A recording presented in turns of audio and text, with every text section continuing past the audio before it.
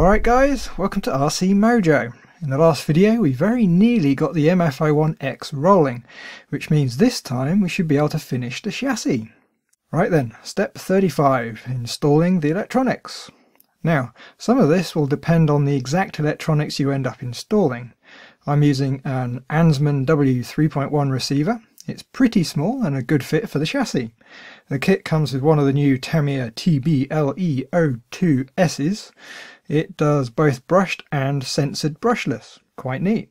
It's still quite basic though. It can only handle a fairly low power motor. It's still a nice update from the older models though. Because the ESC is both brushless, which uses 3 motor wires, and brushed, which only uses 2, we need to make sure we connect the right 2 of the 3 to the brushed motor. The manual isn't as clear as it could be. It's much better just to go to the Tamiya website and look up the TBLE-02S. If you scroll down to the description, there's a nice, clear colour diagram. The top one is for brushless, the bottom one is the one we want.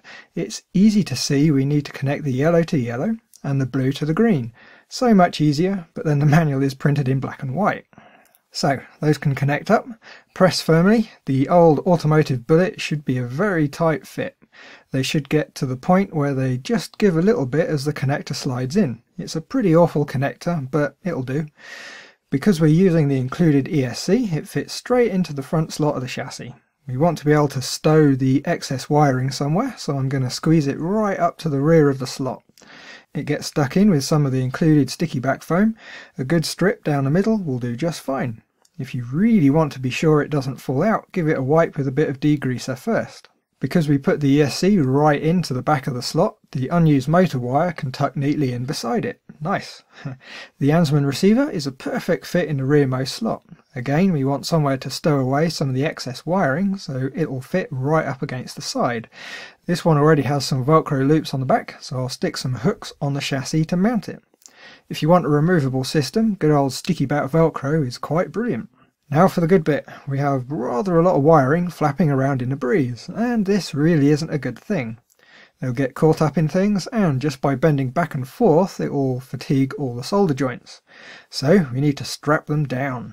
For the motor wires, there's a neat little loop in the rear top damper mount to loop in a zip tie. Having the motor wires directly over the receiver is far from ideal, but we'll go with it and see what happens.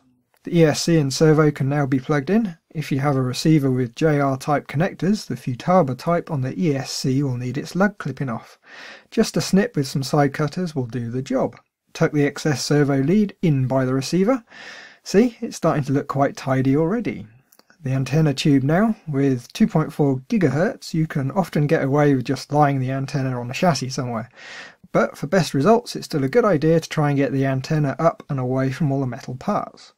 I'll just cut some of the antenna tube and run the antenna up inside. I'll set the final length once we have the body ready, just so the end of the tube is just under the top of the body.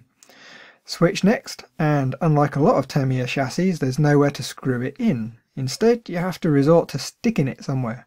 Not great, but it'll work. That leaves us with some more wire to tidy away. It can stuff neatly in with the extra motor wire. Of course, you can spend as long as you want with the wiring, making it neat. You'll see a revised layout towards the end. It does pay off if you keep things tidy. Step 36. Wheels and tyres. There's not really much to say for this one. Cut the wheels from the sprues. Watch out for the sharp spiky bits left on the wheels. They can cause some leaks if you catch a finger on them while trying to pull on the tyres. They can be a bit of a fiddle, but as long as the tyres are fully seated all the way around, they will be just fine. You should really glue the tyres onto the wheels, but I'm betting with a very lightweight chassis and a low power motor, they'll stay on well enough, for now anyway. And of course, for a scale truck, they're not really the best looking, so I think I'd rather have the wheels and tyres easy to separate so I can use them on other projects. Step 37. Attaching wheels. Right, we'll need some bits for this one. The last 4 of the bearings, 4 drive pins, and 4 of the M4 nylock wheel nuts. All 4 corners go together the same. A bearing gets inserted into the hub. And of course we're going to need some wheel hexes, 4 of them, no surprises there. Rotate the stub axle so the hole for the pin is horizontal and insert a pin. Making it horizontal helps stop the pin from falling out. makes it easier. Slide a hex over the top, make sure it's pressed in over the pin, fit a wheel followed by a nut and tighten. The nut will pull all the parts together in the hub, fully seating the bearings, pulling the pin into the hex, and of course stopping the wheel from coming off. The last bit probably the most important. The other 3 hubs are identical. Do them and you will be left with the rolling chassis. Nice. Nearly there now. Step 38. Installing the battery. Should be exciting. Okay, we need the 2 battery end bits. Tamiya just label them B15. They're not really straps. Yeah. Anyway, to hold them on, there are 2 body clips. To make them easier to remove, it's a good idea to bend up the loop so you can actually get hold of them. 2 pairs of pliers makes this easy. Parallel jaws work best, but 2 regular pliers will do. Grip the loop with one and bend up the legs with the other. Simple. The battery should just slide into the chassis. If you use good old Naimai or even NiCad, you will find it's going to be pretty loose.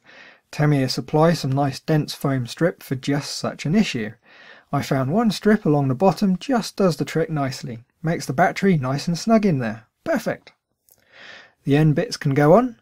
Just fits over the nubs with a body clip to secure them. Simple, but it works perfectly. And that's about it for the chassis. The next step, step 39, is fitting the body, which we still need to put together. So that leaves one thing for this video. Let's have a look at the completed chassis. Here we are then. The weight bias is way off to the back. You can see the rear suspension is sagging compared to the front. I can't imagine how Tamiya would do any better though. There isn't really any space to rearrange things. And here's the revised wiring layout. I moved the switch and use it to keep the wires tidy, which are held together with a couple of zip ties. The 2 leads held flat together like that will hold the curves in the form, making it easy to make it all neat and tidy. We still have the motor wires over the receiver, but there's not much you can really do about that. We're going to need the transmitter here now, and for safety it's a good idea to have the wheels up off the ground, just in case the ESC decides to drive off by itself. Transmitter always on first. Make sure the ESC is switched off, connect the battery, give a good sniff and make sure there's no smoke. If it smells okay, turn it on. The steering servo glitches a bit and there's a faint beep from the motor suggesting the ESC is running. Okay, let's hold on to the chassis and give it a go. Nice. And the steering, well, that works pretty well. There's a bit too much servo movement. The servo is still turning beyond where the steering will let it. If you have this problem in a modern radio, turn down the endpoints a bit. It's pretty common with a lot of chassis. It's not a major problem. You just need to keep an eye out and set things up to match. One thing that will come up at some point though will be increasing the steering lock for crawling.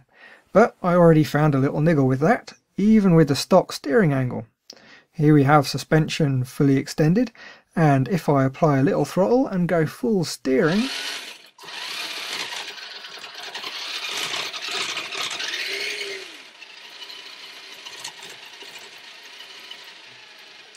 you see the chassis start shaking. This is the drive shaft binding in the stub axle. If it already struggles with the stock setup, more steering will cause even more problems. Proper universal joints or maybe even CVDs could well solve this, and the ones for the MO5 will probably fit. Just need to do a little bit of research. Anyway, that's it for the chassis. There's a couple of very minor oddities and niggles, but I do really like it. It's a neat size and I think a good base to try and make a scale truck. Something a bit different from all those solid axle trucks. Next time we'll get going on the body, should be fun.